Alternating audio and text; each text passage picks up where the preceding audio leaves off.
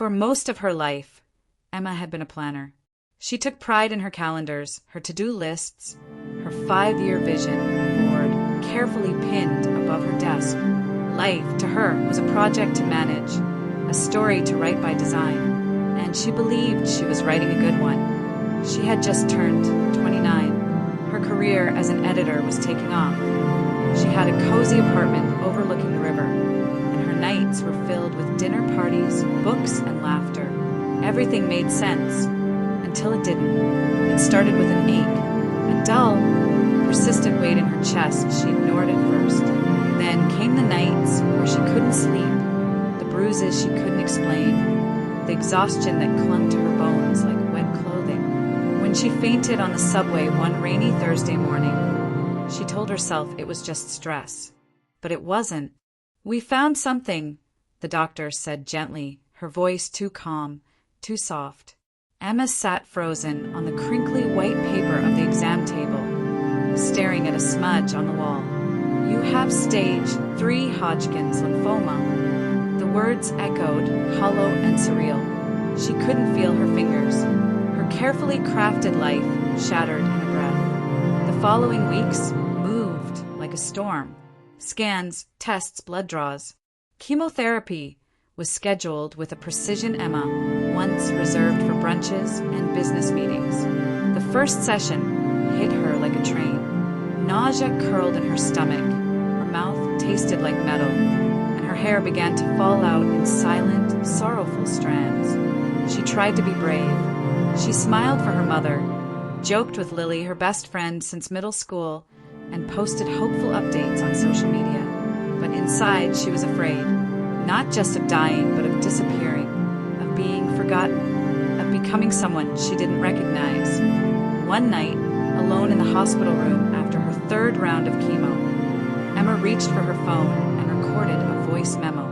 Her voice cracked as she whispered, "If I don't make it, tell them I was trying. I was still fighting." Then she cried until the sunrise broke through the window, and somehow she got up the next morning.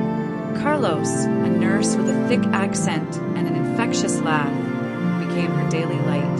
He brought her puzzle books, snuck in fresh fruit when she couldn't stomach the hospital food, and told jokes so bad they made her laugh anyway. "You still got that fire in your eyes, chica," he told her once, adjusting her floor. "Don't let it go out." Bit by bit, Emma started reclaiming her days. She wrote in a journal every morning, even if it was just a single line.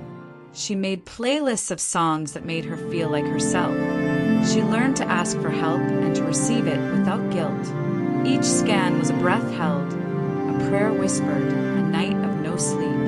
When the first signs of progress appeared, she didn't believe them. When her hair began to grow back in soft fuzz, she touched it with reverence. And then came the day. She sat in the same sterile room with the same soft-spoken doctor who had once delivered a sentence that nearly destroyed her. This time, the words were different. "You're in remission." Emma didn't cry immediately. She just nodded. Then she laughed. Then she sobbed so hard she couldn't breathe. Her mother held her. Lily FaceTimed her from work, and Carlos appeared in the hallway with a cupcake and a party horn. But the story didn't end there. Healing wasn't a finish line. It was a new path, unpaved and unpredictable. Emma started a blog called This Side of the Storm, writing about what came after survival. The strange guilt, the sudden joy, the way coffee tasted stronger, sunrises felt more sacred, and how a scar on her chest could hold more meaning than a paragraph in her resume. She spoke at local support groups, volunteered at the oncology wing, and mentored newly diagnosed patients. She wasn't the same Emma who once needed everything planned. She was softer now, wilder, more grateful. She took chances, said yes more, said no without apology. Cancer had nearly stolen her life, but it gave her back a deeper one. And Emma lived it with fearless grace every single day.